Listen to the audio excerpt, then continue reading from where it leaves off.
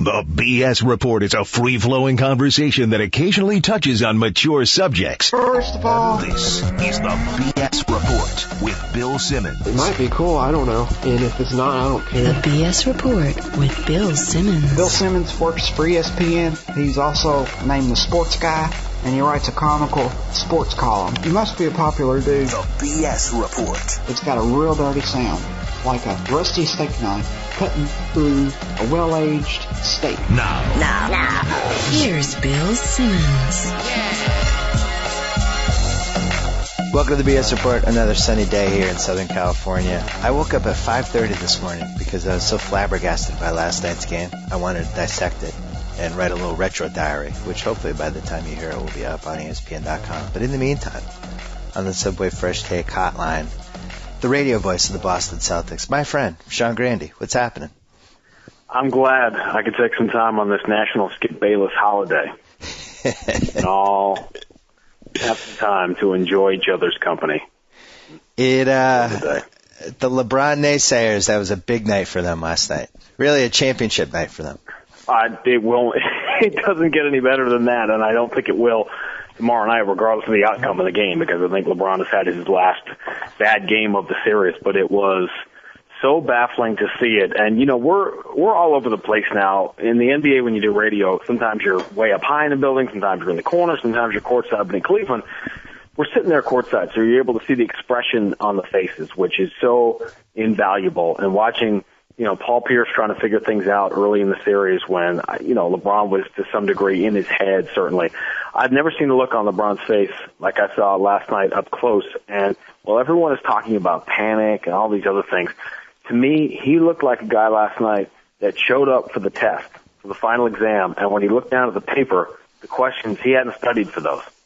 And he just looked he didn't know what was happening, what the Celtics were doing to him defensively, and they did change some things up in the way Paul Pierce was fighting through two screens. But I've never seen, in the 12 years I've been doing this, a team completely take their cue from one guy, the way the Cavaliers do, and they're a front-running team. And when LeBron's rolling like he was Friday, they're all, hey, this is our guy, this is our team, yeah, we're killing you.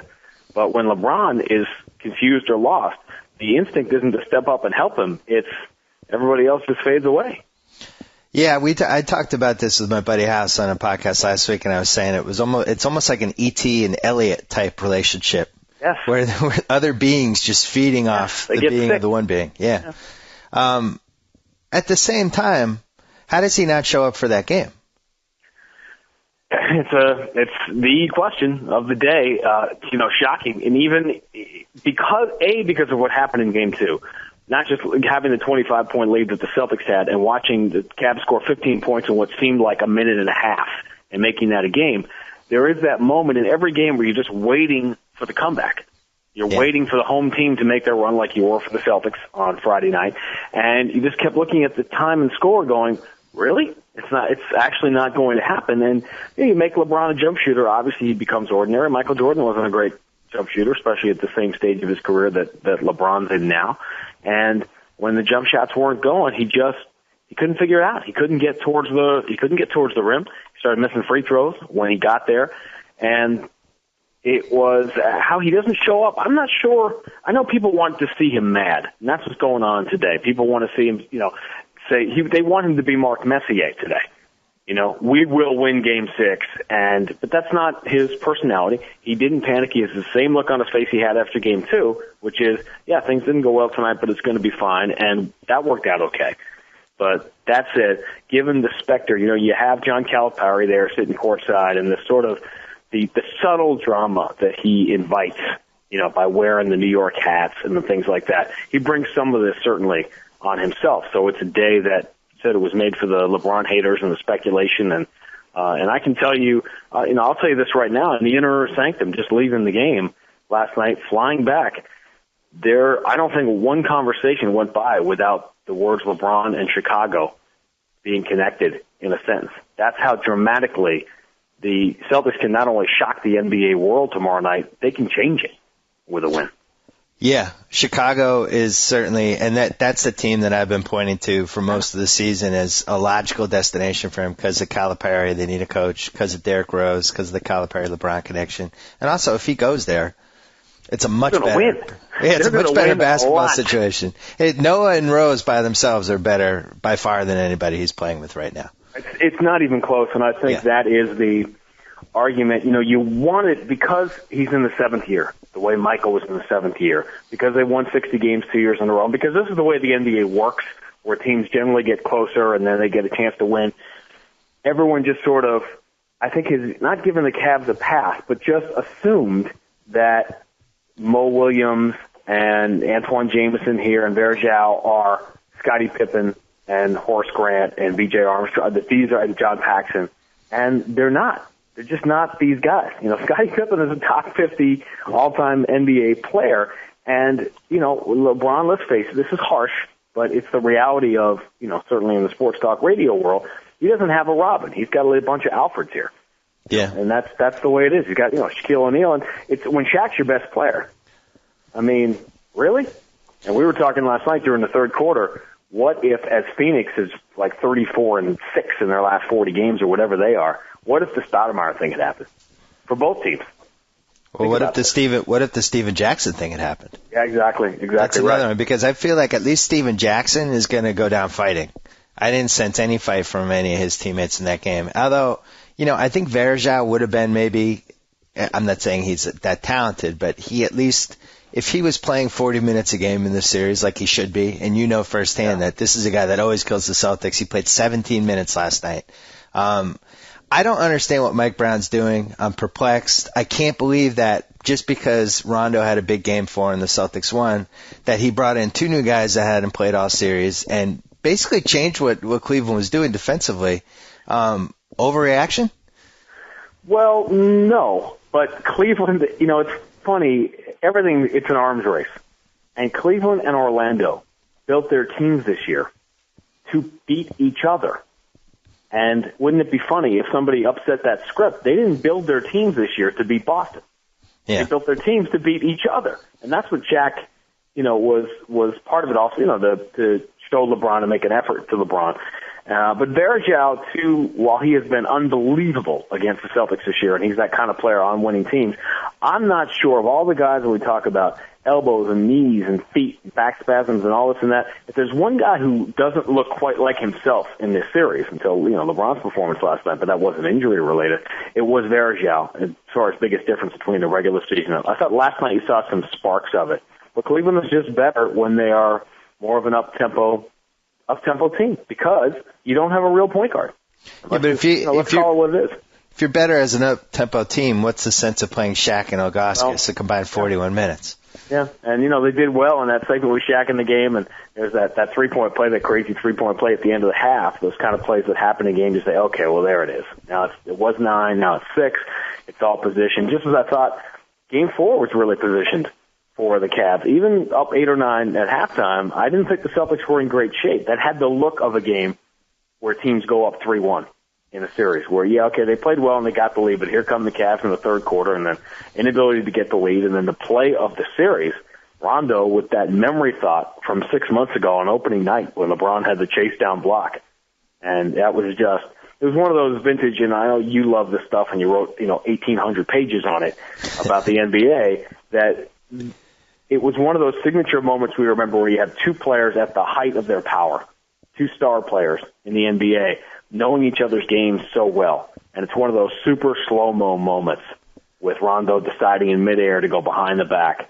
And Cleveland never took the lead, and that is where this series has turned for the moment. It could easily turn again tomorrow night, but for the moment, that to me was, and the margin of the Celtics winning Game 2 was the first time that myself, a person that thought this was a 5-game series, it was going to be a contested 5-game series with good games. But I still thought Cleveland, this was their year, and they were going to win. That's when it changed for me. Yeah, the Celtics have now played better in 4 of the 5 games, and convincingly better in 2 of them. And, I was watching last night. I thought we were going to play well. I thought we were going to show up. I thought it was going to be a close game. But at halftime, they kind of survived the onslaught, and Ilgauskas got that three-pointer, and Verjao got the free throw, and all of a sudden, it just seemed the Cavs were in striking distance. I never really thought the Cavs were in serious danger.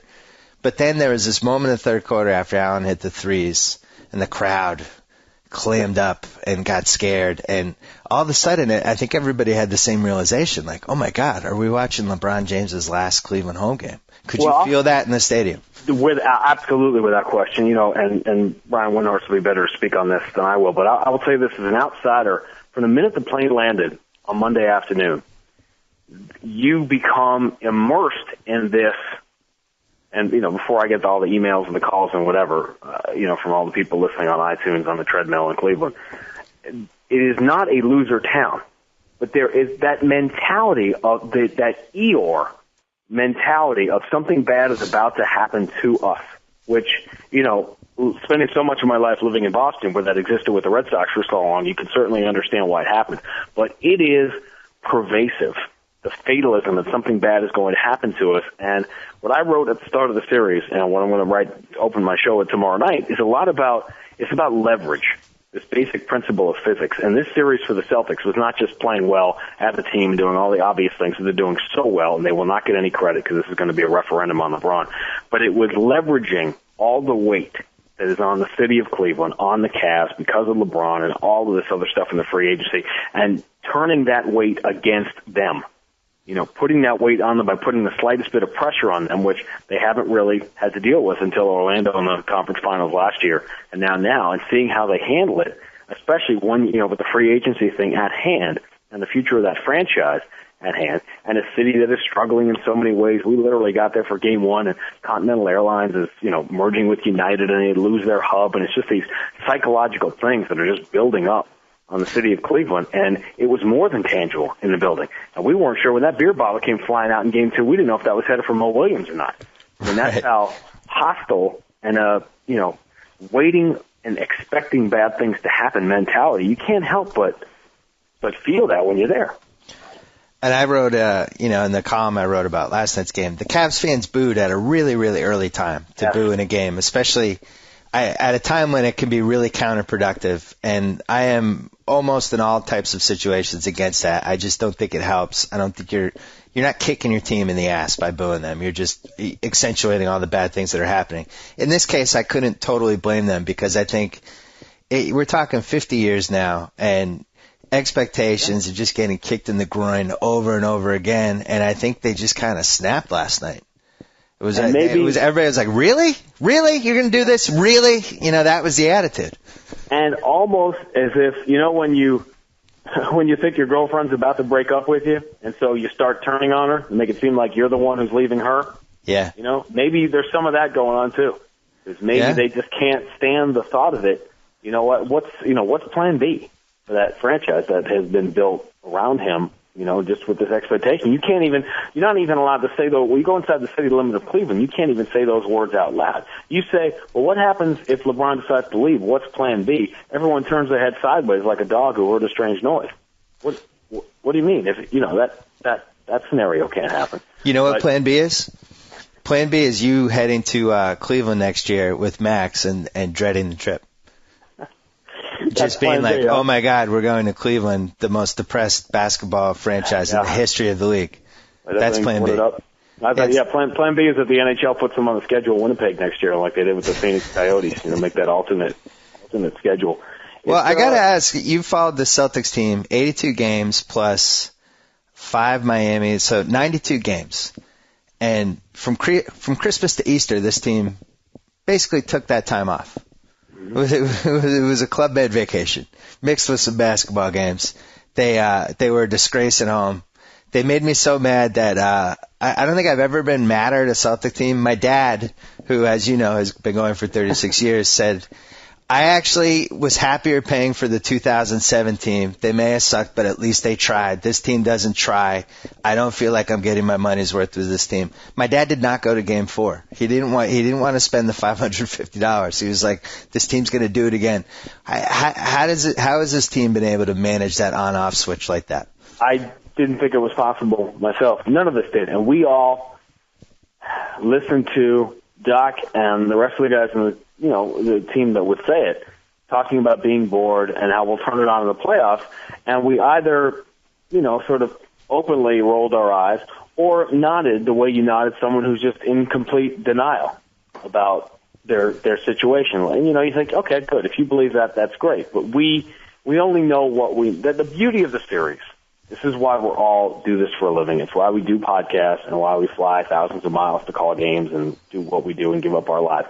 Because when it's at its best is when you have no freaking idea what's going to happen when the ball goes in the air. And as you know, the NBA of all the major sports is probably the most predictable Agreed. of all of them. So there's a pattern to it. And the beauty of it is we were all laughing at ourselves, to ourselves. Yeah, sure, they're going to turn it on in the playoffs. That's how it works. Well, it doesn't work that way. And all of a sudden, I think that an interesting thing could happen here if the LeBron bashing goes on. If the Celtics win the series, LeBron is just going to get killed and all of this. But while he won't get a lot of redemption for it, just as last year when Orlando beat Cleveland, it put the last year's Celtics team in an even greater light. If the Celtics were to somehow win the series and beat Orlando, people will be forced to reevaluate what's actually happening here, which is that LeBron is the best player in the world, but the Celtics have maybe 4 future Hall of Famers on this team and are playing as a team together, and it is an extraordinary 1-on-4, 1-on-5 show that we have to reevaluate. And why the Celtics weren't doing this during the season, whether they had the physical health, strength, mentally and physically to do what they're doing now over 82 games. The team 2 years ago was an anomaly. You don't do that. And I remember saying we had this exact conversation on the podcast as I kept I was like the town crier around here 2 years ago saying, do you realize what's happening, how historically good this team is? Because it doesn't happen where a team puts their foot on the gas pedal. And everything will suffer by comparison when you compare it to 2 years ago. But what's happening now is no back-to-back games, playing at a high level, 2 or 3 days between games, playing defense. And while we sit here, we've been talking for 15 minutes about LeBron, look at what Paul Pierce did last night. Rajon Rondo was on every channel on your cable for 48 hours. He was on Comedy Central. He was on BET, Access Hollywood. You couldn't turn the TV and not see Rondo for 2 days. And no one has said the following. Kevin Garnett is Kevin Garnett again. He is destroying Antoine Jameson in this series. And if it seems like it's very difficult to beat the Celtics when the big three are healthy, it's because nobody has yet. Well, you haven't read it yet because the column isn't up, but I made this point in the column that Kevin Garnett, very quietly under the radar, is having an awesome playoffs. Which is how he loves it. This is his dream scenario. They always said about Billy Joel that his dream was to play backup at somebody else's band because he didn't want the credit. He didn't want to be the front guy. He didn't need that. This was Kevin Garnett's dream. And 2 years ago, there was no choice but to make him the front guy. He was, I don't care who voted for who, he was the MVP by the definition of what an MVP is 2 years ago. But now it's completely under the radar because now you got a fourth guy. Rondo, and it's somewhat logical because even though it's not logical and it makes no sense to me, and I'm just confused by the whole thing. If you break it down, Pierce was banged up. He's still banged up, but whatever. He's Pierce. It's not like he's got a debilitating thing. Ray Allen, I think the trade stuff really affected him. Oh, yeah. And I think he took it personally. I think he should have taken it personally. And he got shopped to everybody. And, I don't think people realize sometimes like how just the close quarters of a basketball team and the GM's walking around and he's running into these guys constantly. And it's just awkward if you're shopping somebody. So you got that. You have Garnett's knee that, up until last month, the guy looked like he was broken down. He was Chris Webber in 2004. And then Rondo, who had been really good all season, I don't think the veterans had totally accepted him. Now you have Garnett's healthy. Rondo, I think everybody now realizes this is the guy, this is the key guy on our team. The veterans accept that. Ray Allen's just playing well. And Pierce has been okay, but I mean it does kind of make sense when you look at it, when you spin it around a few times, right? Well, of course, because we just had seen this. Well, yeah, but you watch this team all year and you say maybe they're not what we think, they're not what they're supposed to be. But all of a sudden, they're healthy. They're all playing together. The Rondo transition you're talking about is very important. And, this is this is becoming like a schmaltzy Denzel Washington mentor, coach, player thing that's happening with Rondo because this was rough seas with Rondo, with the coach and the veterans on this team. Have no illusions about that because the things that make him great are also the things that make him a stubborn, difficult kid to deal with at times. And he had to move off of that as the veterans had to move off of accepting that this is the guy. And now that imagine how good he was even last year when he had that great playoff series. And he and Doc Rivers were not, they hadn't had that complete coach point guard bond. Greg Popovich and Tony Parker struggled. When you had no choice but to put the keys. This is why coaches resist so strongly putting the keys in the hands of a young point guard. Because it's, if they have they're thick-headed, they can take that car and drive it places. You don't want to give a teenager, the keys to your nice new car. Well, he was so bang it up. He was masterful in Game 4, obviously, but I thought the second half last night, even though you're going to look at the stats and be like, 16.7 assists. Most of them happened in the second half, but just total control of the flow. He controlled every moment of the second half, I thought. And it's funny because he's in the same game with LeBron. Everybody thought LeBron was the best player in the series, like as they should. Yeah. Rondo's been the best player in the series. Yep. Hands down. Not an argument. That was after Game 4, with a huge game for Rondo and LeBron being pretty ordinary and committing all his turnovers. It was at the point that it was pretty close. But now after Game 5, there's no question that, we always say the best player in the series that's the team that's going to win. And everyone just assumed that they had the best player in the series, and they haven't through 5 games, which is why it's 3-2. But it is, and the minutes on the bench for him were very important. And he hasn't even had a chance to watch any minutes in this series because he's had to play every single second.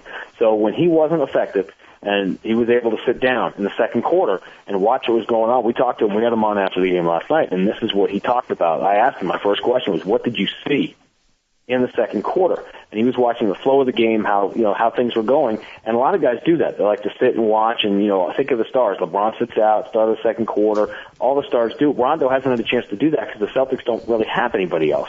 And full credit to Tony Allen for being able to fill those minutes and just being a factor in the series, like Baby, like your hero, Rasheed Wallace, everybody who's contributed here. But those minutes that Rondo sat out were huge when he came back. The Tony Allen thing, this has been 6 years of him. He's playing the best he's ever played. I guess he has to be also thrown into this whole thing because I'm not sure they win Game 2 if he doesn't play like that. They definitely don't win Game 4 if he doesn't play like that. Last night he didn't do much. They don't win Game 1 against Miami without him, and you don't win Game 1 against Miami, that becomes a longer series. You don't have the break in between Game 5 and Game 1 against Cleveland, which was also enormous for this team. They had to beat Miami in 5, and they don't do it if Tony Allen doesn't win Game 1. Obviously he always had it in him, which is why they kept him around for 6 years, but as somebody who watched him for 6 solid years, I'm in disbelief. I'm in no more disbelief over anything, though, than the fact that Garnett is moving around. He's not 2008 Garnett anymore, but the guy he's going to get. Well, the guy I watched this season is not the guy I'm watching now.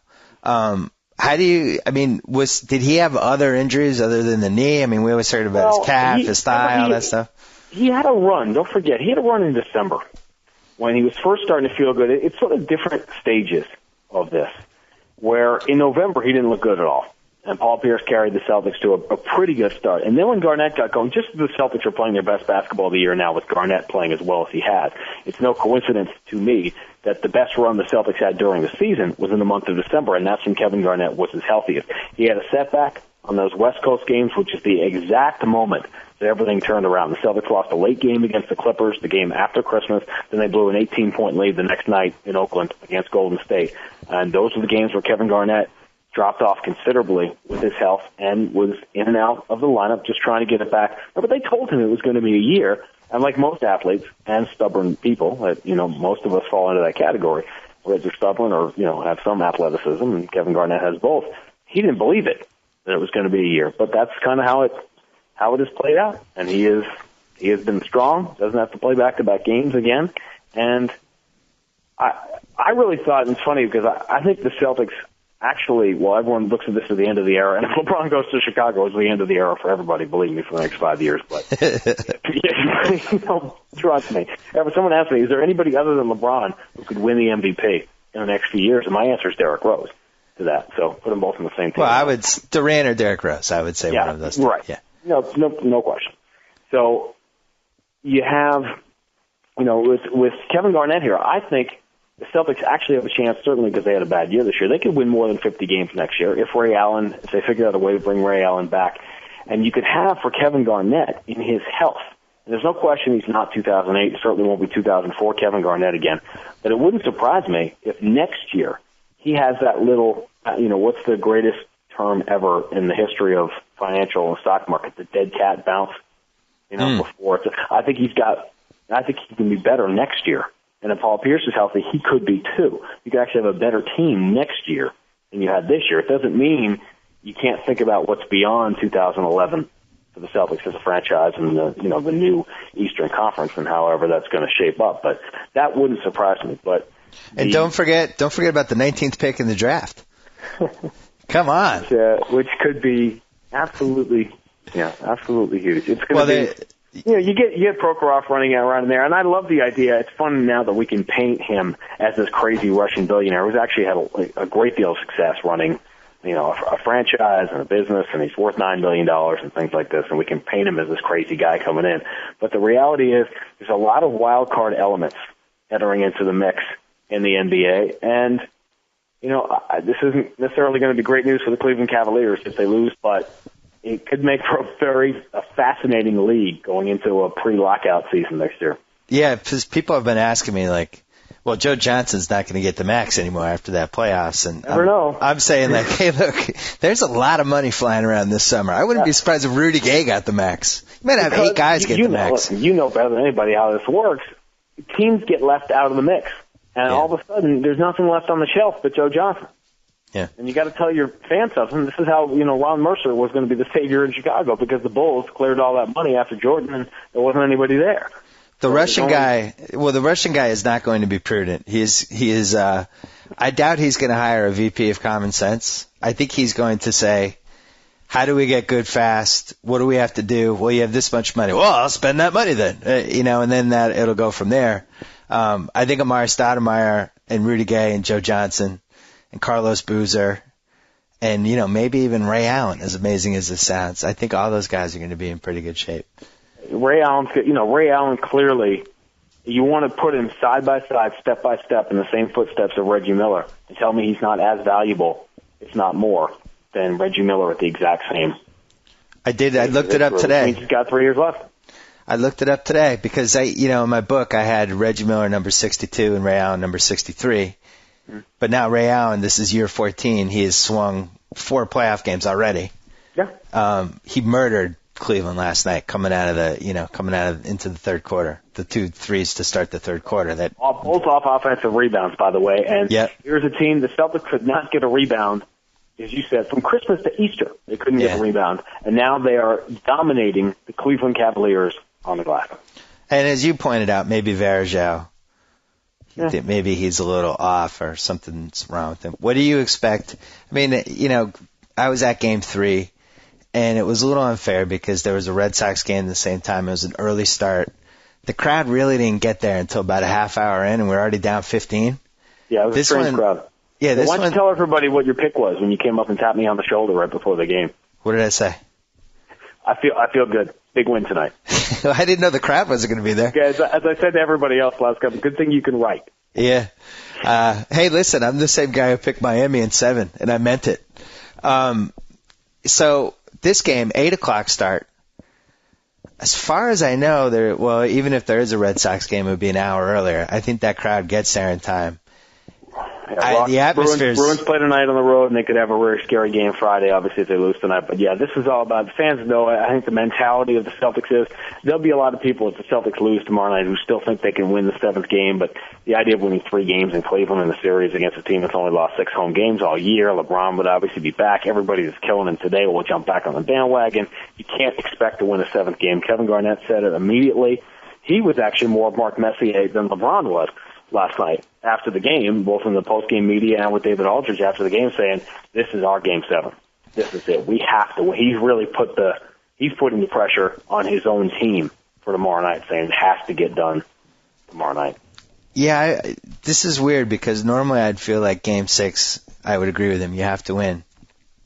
I think they could win either of them. I know it's far-fetched that they go in 3, but you're making a point about the crowd in Cleveland. You're exactly right, which is why maybe it'll be easier for the Cavs to play on the road than it will in that environment at home. It's going to be easier to play unless we get a crowd like, for instance, the kind of crowd we got for Game 6 of the 2008 Finals, which the way that crowd was, we weren't losing that night. It was over. And if we get that crowd tomorrow night, I don't even think LeBron at his best can beat a crowd like that if those top four are playing well. And you may be right. I think you're getting LeBron at his best tomorrow. I don't know if he gets 40 or whatever. The Celtics, obviously, you're forcing LeBron to make somebody else. He'll make the right plays. He's going to have a strong night tomorrow. But you ask the fundamental question, while tomorrow will be a referendum in the Skip Bayless sports talk world about LeBron James, tomorrow for basketball people is a referendum on Mo Williams, on Antoine Jameson, on Anthony Parker, on the guys who have to do their job to help the best player in the world. So he's not going 1-on-4 or 1-on-5 against a team full of future Hall of Famers that is still looking like they've turned back the clock. Well, I know that you love what you do for a living. Tomorrow night is a classic. I mean, you got to be excited for that one. That's why we do what we do. It's a great game. Yeah, it's a moment. It's an NBA, it's an NBA moment. It's a phenomenon. It's a where were you when kind of deal. And you're pretty lucky when you get to call one of these. It's a fork in the road moment for the decade. Yeah, there is little question of that. It is fascinating because they said in the most predictable of the major sports. I saw somebody posted something calling the game last night, where who the heck knows what's going to happen happens. That's the NBA motto now for this series. And it's funny how the stars have aligned and the dance floor has completely cleared with the other series all ending 4 days earlier. Right. Where now this is not only the only show in town, it's all of sports. It's the new world. It's the world that we are in now of sports, of constant Sports Center, 24/7, everybody with an opinion. Everybody knows about free agency, all of the doomsayers, negativity, all of that. It's the game for this new millennium that we're in. Good luck with what maybe could end up being a historic call. Who knows? I'm excited. One way or the other. One way or the other. And who knows? It could be another one Sunday, too. So, Sean Grande, radio voice of the Boston Celtics. As always, a pleasure. Good talking to you. We'll talk soon. All right, let's go to Cleveland. Brian Windhorst, you still in Cleveland? I'm in Cleveland. From the Cleveland Plain Dealer, in my opinion, the best beat writer working today for the National Basketball Association on the Subway Fresh Take Hotline right now, and somebody who has covered, has it been every game of LeBron's career? Well, I've taken some games off, but, about 77 or 78 a year for 7 years, yeah. Have you ever, in a million years, seen the look on his face that you saw last night? Bill, I'm going to tell you that from players in the locker room to management types to ownership to his friends and family are all talking what is going on with LeBron. And there are theories out there that you can't even believe. Some people think that the medication he's taking for his elbow is causing him depression. Some people think he's thinking about free agency. Some people think he's angry at Mike Brown because he isn't playing the guys he wants to play. All I know is I've never seen LeBron play like that. You have a bad shooting game. Everybody has a bad shooting game, and maybe the elbow is bothering that shot. It looks a little bit flat, but to be disengaged like he was, I've known him since he was 14, and when you're younger and more mature, you're more likely to have a game like that. And I've never seen him, have that demeanor that he had. It was really, especially during the timeouts when the TV was in commercial, when he's on the bench and he's like literally staring at the ceiling, staring off into the stands. It was nothing I'd ever really seen from him before. I get a lot of crazy emails, especially from Cleveland last night. People are predictably, going bonkers about this and all kinds of weird theories, as you mentioned. The strangest one that I got over and over again, and I can't kill the Cleveland fans for thinking this, but there seem to be some people in Cleveland who honestly believe that he's tanking this series so it'll be easier for him to leave.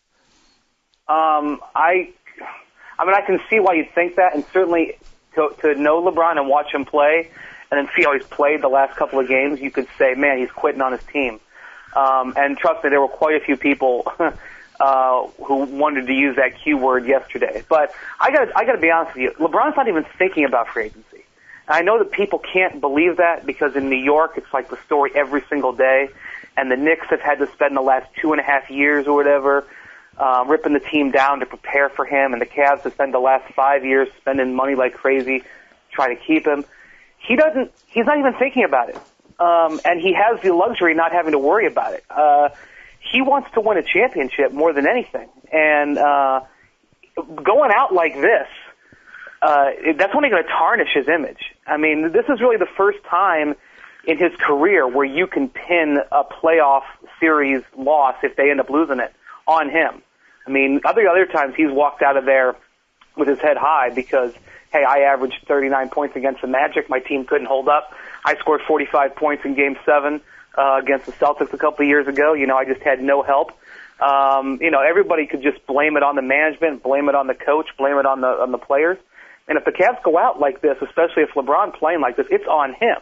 And I don't think I could look myself in the mirror thinking that. And I mean, that's, he's going to have the free agency choices no matter what. No matter what would happen, the Cavs win the title, the Cavs get knocked out in the first round, he could do whatever he wants. He doesn't need justification. I think winning it means way more to him than trying to grease the skids. I couldn't agree more. And if anything, I think the reason we saw what we saw last night, well, I think there's two reasons. I do think his elbow hurts, and I don't think he's ever really had to deal with playing when he wasn't 100%. I mean, you would know better than me. Has this been a guy who's had nagging injuries for the last 7 years? I mean, he's had ankle injuries where he's playing through that a little bit, but I don't think he's ever had to play hurt. And I don't, there's been so many Kobe LeBron conversations over the years, and this season to see what Kobe went through, and I remember when he flew in the masseuse from LA on a red eye to Dallas so he could play in the second night of a back-to-back, and yeah. I think the Lakers won that game. You got to give Kobe a lot of respect, and part of that may be that LeBron isn't used to playing hurt, but that still doesn't explain why he's going down the lane coming off a screen, which he's only come off about 5,000 in his career. He's probably only come off about 500 against the Celtics all the times they've played, and he's trying to throw the ball at the guy's feet. He's throwing the ball behind people. He picked up Shaq off the ground yesterday with his right hand, with his right arm. I mean, if that elbow can't throw a pass or something like that, there's no way he's picking Shaq up off the ground. Right, that's a good point. Whether it's playing hurt or not, that doesn't explain that demeanor. You'd think that he'd still be engaged on the bench. I mean, there were two skirmishes in that game. In the first quarter, Shaq got into it with Kendrick Perkins, and then late in the game, I have no idea what Mo Williams could have been saying to Rajon Rondo. I don't even imagine what he could even say, but those two got double technicals. And LeBron's on the court for both of them, and he's not even involved.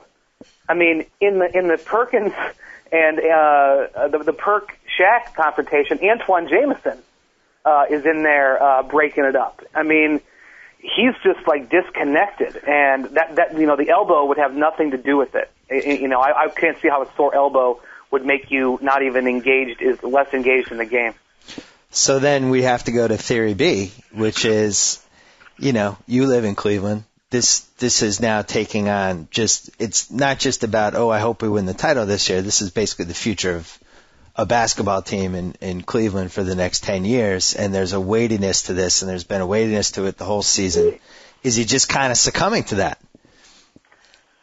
I can tell you that there's this sort of, using the word weight is a perfect analogy, because everything the Cavs have done this season, whether they've won 12 in a row, LeBron winning MVP and everything, there's that nagging feeling in the back. And, ultimately LeBron is responsible for that because, he has made it clear he is going to leave it open. He's going to leave it open-ended. It hurt the Cavs last summer in free agency because Trevor Ariza called up LeBron and said, hey, listen, I'm thinking about coming to Cleveland. Are you going to be there? And LeBron obviously didn't give him the answer that he wanted. And Trevor Ariza had to sit there and say, do I want to wake up in a year without in Cleveland without LeBron, or do I want to wake up in Houston in a year without Yao or without McGrady? And, he obviously made his decision because the offer was the exact same amount of money. And, so LeBron has manifested that a little bit on himself, if that is indeed what's bothering him. But, I got to say, and I go back to this again, LeBron has the luxury of not having to let that bother him, because he knows that on July 1st, he's going to have, the calls are going to be lined up like planes at O'Hare. I mean, he's going to be able to say, excuse me, Mr. Prokhorov, I'm going to wait to take your private jet out to London for lunch with your 10 Russian models, because I really need to go down to Miami and have lunch with Pat Riley and Dwayne Wade. I mean, he knows all that's going to be there for him. So I sort of felt like during the season, even though it's weighed on the team and especially on the fans, I never saw during the season it ever affected him. And the only time it ever affected him was when he got a little bit perturbed at the questions from the media back in November. The Cavs played a game in New York, and then they went down to Orlando as part of the road trip. So it's a big national media game. All the national media was at both games. And the next night, the Cavs were going to play in Miami. And he was getting asked about New York, and then he was getting asked about Wade. And then he just sort of in the middle of the sentence said, you know what, I'm done talking about this. I honestly believe that was the last time it really bothered him, and that was just a media thing. That wasn't, something that he was having trouble sleeping over it. We had Sean Grande on before you, and he said that when they got off the plane on Monday, it was a different feeling in the air, and you could just feel it everywhere he went, that just how nervous the city was, and you could definitely feel it watching the game. Let's say they win and go back to a Game 7 in Cleveland. Isn't that same feeling going to be there? Yeah, especially because it's going to be magnified by what took place last night. The feeling in that building last night was this could be a turning point in the history of the franchise. And, not to blow it up too big, but considering LeBron's value to the city, it could be a turning point for the city. Watching, it was almost like a double shot, because number one, this team is competing for a title, which the city hasn't had since '64. So you're trying to get a title, and you're pinning all your hopes to this team, and you're watching that disintegrate in front of you, with the Celtics just playing brilliantly, by the way, and in an embarrassing fashion, with all the New York media in attendance at the game, trying to hide their smiles, and then you have the other thing that, my God, this could be the last time LeBron plays for the Cavs on this floor. I mean, I'm telling you, there is not one person that left that building last night that did not think that. And if they didn't think that, then, they had too much to drink, because that was the exact feeling that was happening to that building last night. And it seemed like, I was going to say, it seemed like watching it, when Ray Allen hit the 2 threes, I think we all had the same thought at the same time. I asked Grandy this too, and he agreed that, oh my God, are we watching LeBron's last home game? That was the first time I thought about it. And LeBron sitting at the end of the bench, last seat on the bench, just staring into space at the end of the game. And, you have to be a fool not to sit there and wonder, out of all the things he's done in this building, all the times all the games he's won there, all the, incredible performances. He hoisted 2 MVP trophies there. He hoisted the Eastern Conference Championship trophy, which I know isn't that big of a deal, but we're talking about a franchise that had won nothing ever. I mean, that's the only legitimate banner they've got in the arena. I mean, they hadn't won a division title since '76, before last year. And to think that that's the way it's going to end, I mean, there's also the other school of thought would be that if the Cavs go out like this, that LeBron isn't going to want to end it that way. He is going to take a major hit here. He could almost, if he were to, let's say he's signed in New York. Let's say he scores 22 points again tomorrow and they get beat. Let's say he's signed in New York. He could probably average a triple-double for the Knicks next year and lead them to like 56 wins or whatever. And I don't think he'd win the MVP award, because people would say, well, we've given you 2 MVPs and you've fumbled away in the playoffs. Your performance last year showed that you're not an MVP. You're going to have to show it. So, he's got a lot on the line here, and it's possible that finishing it this way would leave such a bad taste that it may have the reverse effect. But I can't predict what's going to happen, because it's not the LeBron that I know. Well, you know Cleveland well. If he leaves, let's say they lose this series and he leaves and he goes to Chicago or New York or wherever, he comes back for that next game. Do the fans ever forgive him? No. They never forgave Art Modell. And, LeBron lived through that. I know he was younger. But and I know that the Cleveland fans, and I witness it firsthand all the time, but whenever there's something written, and it always happens out of New York, or something, their favorite target in the world is Skip Bayless, anything that threatens LeBron, they react with such venom that you can't even believe it. And it's gotten to the point now where some of the media members outside Cleveland like to have fun with the fans and sort of poke at them. But that's because they're so deeply scarred from the Browns. Yeah. Because this is a the Browns are the number one love. Even now, if you walked up to the average fan on the street and you said, "Would you rather have the Browns in the Super Bowl, not even winning, in the Super Bowl, or the Cavs winning a title?" They'd probably say the Browns in the Super Bowl. It's still a huge football town, and for that scarf when that team was taken away from them, not because they didn't support it, but because the owner mismanaged things. And literally did a middle of the night type of deal to get out of town. I mean, there has not been healing from that scar yet. So, I mean, Art Modell, he'll live in infamy for the rest of his life in Cleveland. And LeBron, he would be compelled to come back here at least once a season, no matter where he goes. And it would be. You probably remember what happened to Carlos Boozer. I mean, they wanted to string up Carlos Boozer and. I don't know. That's 1/100th of what would happen if LeBron left. So it's going to be really interesting to see what happens. Yeah, I feel like as an outsider, I have a better handle of it than I think a lot of people. Just because as a Red Sox fan, I know when you just hit rock bottom, and it's just such a dark place. You just assume everything is going to work against you and all that stuff. And then also, I've gotten some, a lot of emails from Cleveland over the years, and I don't think the city gets enough credit for really how many big major hits they took. Like, you lose a football team. The 97 World Series, which was really just as bad as the 86 World Series collapse, but didn't have the media attention. Some of the stuff that's happened with the Cavs. The Indians haven't won since, 1948?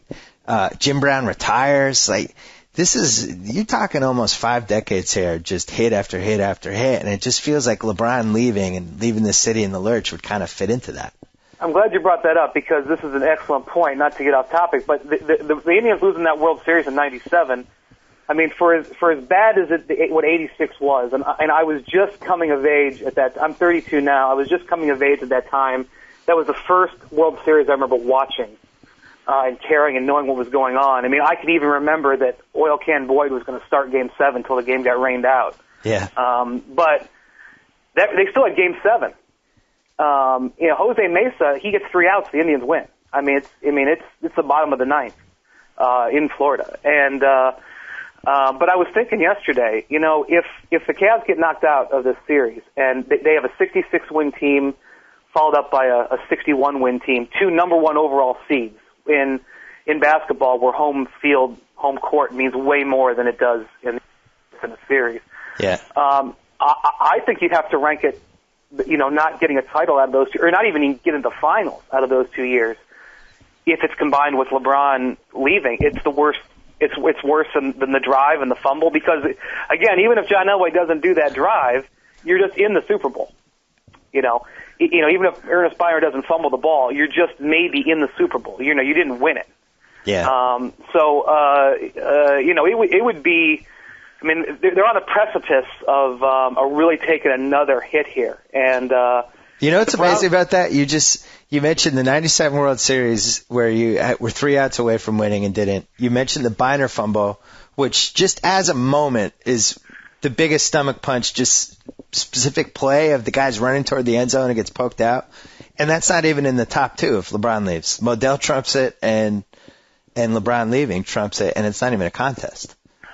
I wish I had a better analogy for this because it's sort of insensitive. But if LeBron were to leave, it would be the equivalent to like a nuclear bomb hitting because it would affect a lot of lives. It would affect emotionally. It would affect the whole region because, he's from Akron. There's a huge contingencies of Cavs fans in Columbus, in Erie. And not only that, I don't want to get too sociological here, but The young fan, I mean, if you go to a Cavs game, it's a lot of people in their 20s and 30s, people who grew up when the Browns were gone or terrible, and the Indians had some success, but not really. And these are people that don't remember anything. And the young fans, the young professionals, they are the Cavs fans. And in Columbus and in Pittsburgh and in Toledo, and so it's a huge area of young people who are actually believers. They're not necessarily in this camp that believes everything bad happens, and that would just infect that whole fan base that had come on. So it would really be devastating, and then you'd have basically LeBron become radioactive here. I would like to think, being from Akron, knowing Akron very, very well, and knowing a lot of LeBron and I went to the same high school. We were separated by quite a few years, but went to the same high school. I would like to think that no matter what LeBron did, that he would be welcomed back in that community. But knowing what happens here in Ohio and knowing the lay of the land, if he did that, it would be a devastating blow that I'm not so sure he could ever recover from. Well, you just laid out precisely why he probably can't leave. Because he's from there, as you mentioned. He gets this. He totally understands this. He knows that he's a pariah if he leaves.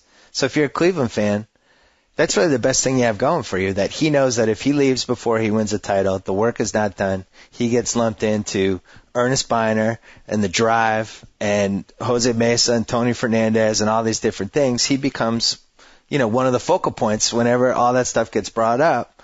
Do you feel like he senses that history? Yeah, but I don't think it would necessarily stop him.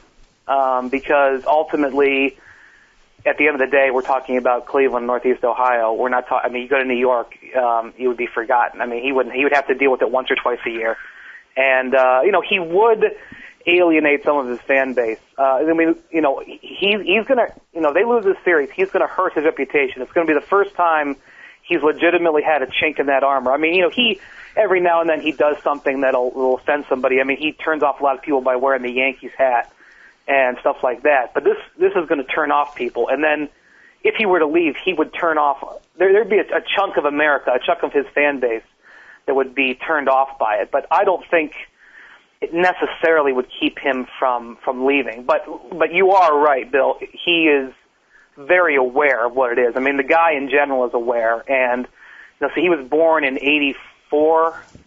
So he was born in. So he would have been about 10 or 12 when the Browns left, and so he certainly was aware of all of that stuff going on. He remembers all that. So it's to make the decision it's multifaceted. It's not just I'm going to go here because it's a big city or it's a glamorous city. There's a lot of things he's got to weigh, and a lot of things that people don't understand. Is any party worried that if they lose the series and LeBron leaves, that, I don't know, 5 years from now, 7 years from now, 10 years from now, the Cavaliers aren't in Cleveland anymore? I think as long as Dan Gilbert would own the team, I think they're going to be in Cleveland. I'm worried about the Indians, frankly, because that fan base. I mean, the one thing that Cleveland has shown is that they will turn on you fast. The Cavs, the year before LeBron got here, averaged 11,000 fans. Right now, the Indians are drawing 10, 12,000 a night because the fans have been so alienated by them, trading away Cy Young Award winners and not getting anything back in return.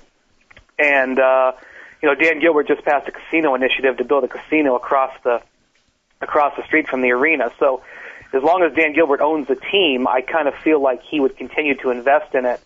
And in the current in the current NBA, if you spend money, you should probably make the playoffs. But like I said, it would be a huge blow to the young fan base, to those people who grew up as LeBron fans and probably would support the Cavs for decades. You go to Chicago. I know it's a huge city, but the Bulls sell out. The Bulls have always sold out, and that's a 23,000-seat arena because the people who got hooked on it during the Jordan era are still diehard Bulls fans to this day. And LeBron has the ability to create that. I mean, one of the reasons why you have Red Sox fans everywhere, and one of the reasons why you have Celtics fans everywhere, and is because there is history there.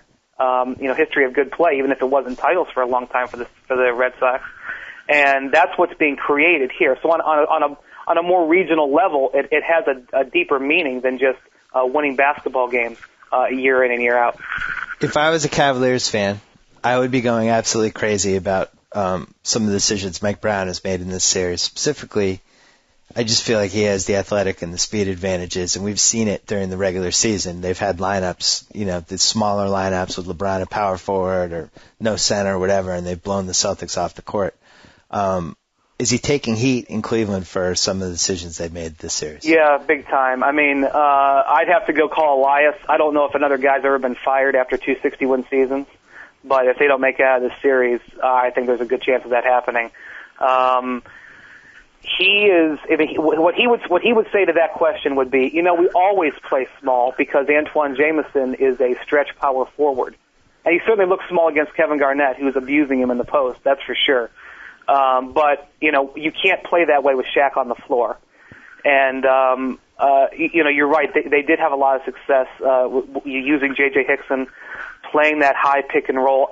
One thing I understand that they don't do, they don't call pick and rolls for Antoine Jamison and LeBron. I would make Kevin Garnett, especially playing every other day and playing heavy minutes, I would make him have to run out to the wing there and try to deal with him helping and recovering on Jamison rolling down. They run that play maybe 7 or 8 times in the whole series, and they don't use that play. They don't go to that spread off. I don't think they've gone to what the Cavs would call their spread offense, where they go small with at least 3 3-point shooters. Yeah. They'll run the high screen roll with either Jamison or with Andy Varejao. And Varejao is one of the best pick and roll players in the league because he shoots at a high percentage. He can catch the ball on the run. And, when you do that, you make it real hard for the Celtics to help on LeBron because anybody who collapses to the middle, LeBron's going to throw the ball out to his man. And, they haven't done that. And the fans loved your tweet earlier in the year when you referred to when the Cavs go to that lineup as being poop in your pants scary. Yeah. Right. I routinely get emails and tweets, direct messages and stuff during the game that says, tell the Cavs to go to their poop in the pants lineup. Hey, I've been terrified of it. I mean, they in the fourth quarter of game 2, they're down 25, and I think they put it in. And it got down to 10, and then if Jamison made the wide open 3, which he yacked, it's a 7-point game with 4 minutes to go. And then we didn't see the lineup once yesterday. Hickson barely played. I think he just played garbage time. I'm confused. I'm happy. I'm delighted he's doing it, but I'm confused. Yeah, Mike, one of the things that Mike isn't great at is making decisions within the game.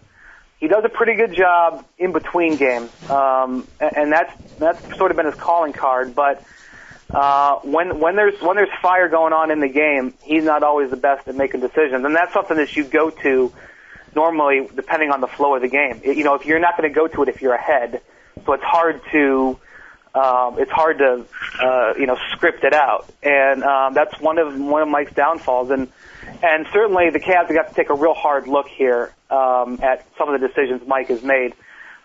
In fairness, he was given a bizarre hand when he didn't have his whole team for. Do you know in the game 1 of the playoffs, Shaquille O'Neal and Antoine Jamison started together for the first time.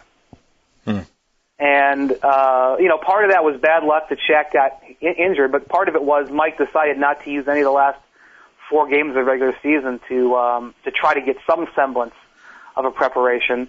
So just inherently there was an odd man out. And I'm telling you, Shaquille O'Neal, I actually thought Shaq showed remarkable maturity last Sunday in Boston when he didn't talk to the media after that game because he was seething that he didn't get put back in the game. The Cavs had cut it down to a 2-point game going into the 4th. Shaq picked up his 5th foul, I think on Rondo, if I remember right. He had to foul at the rim because Rondo would just burn somebody again. And the Celtics built the lead up to 10. the Cavs cut it back down to 2, and Shaq went up to Mike during a timeout and said, hey, I want to go back in. He didn't put him back in.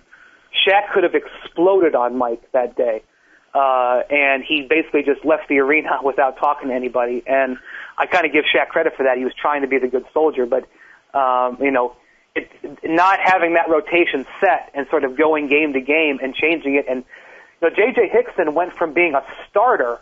J.J. Hickson started over 70 games this year, okay? And then he did not even play in the first playoff game. Did not even play. It's perplexing. And it's not necessarily, you can't necessarily look at Mike and say, oh, boy, what a terrible coaching mistake. I mean, he brings Shaq back in. What are you going to say, Shaq, you're going to come off the bench and just give us 15 in this playoff game? I mean, well, they were, not counting the last 4 games of the year, I think they were 21-4 without Shaq. It's not like Shaq was make or break in this team. And if you told me last night before the game, Shaq's going to have 21 points, I would have said, oh, that's great. I'm delighted to hear that. I think we're going to win if you're telling me Shaq's going to have 21 points, because that means he played a lot and they fed him the ball, and it was the kind of pace that the Celtics excel at. I feel like the less he plays, the better off Boston is. I mean, the more he plays.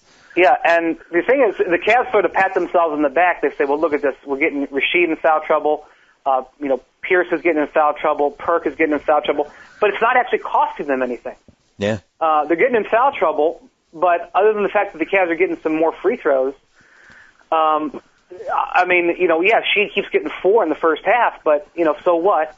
And then, Perk is able to tone it down a little bit, and they don't ever really get in a problem late in the game. So, yeah, I would say that, Doc is probably, go ahead and foul him early on.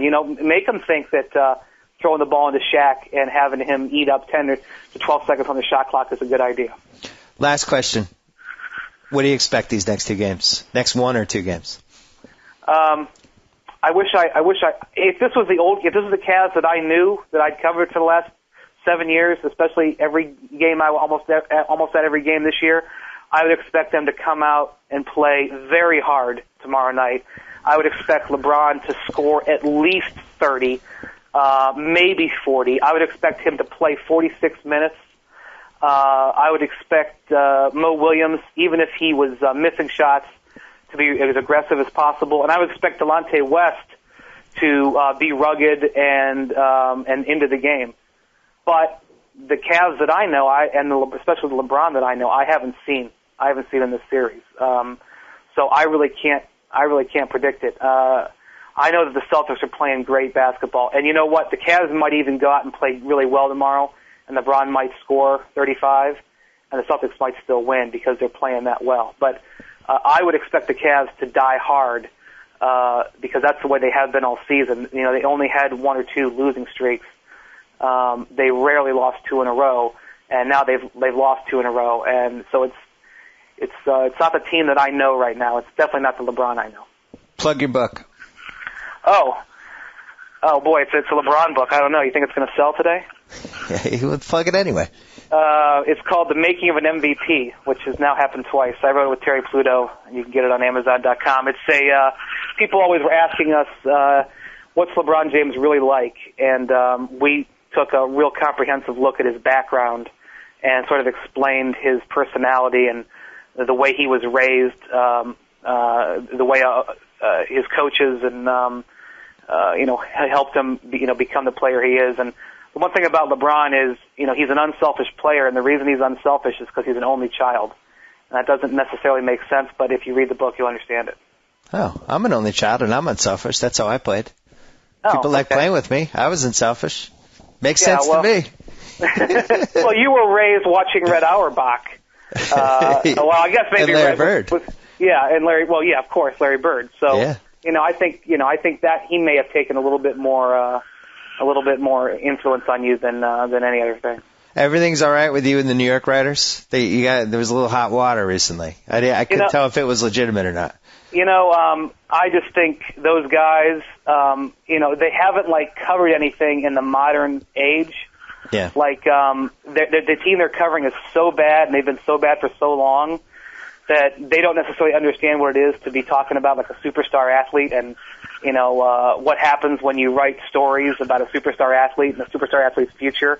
I mean, you can only write so much about Stephon Marbury, and the broken down Tracy McGrady. So, I get a huge kick out of some of the stuff that's getting written out in New York. I have this huge file of stuff that's been written, craziness that's been written out in New York over the last year regarding LeBron. And if LeBron resigns, I'll publish it. And if LeBron doesn't resign, I'll spike it. All right. Well, I'm on Team Windhorst in this whole thing. So if you need me to flex any muscle, you just let me know. I might call you in on that. You might regret saying that.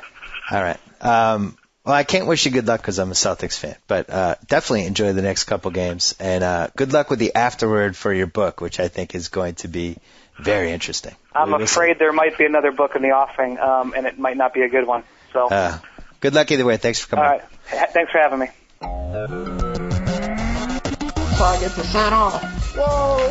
Thank you for downloading the BS Report with Bill Simmons. Too much fun. Check out more podcasts at the iTunes Music Store or at Pod Center at ESPNradio.com. Peace out.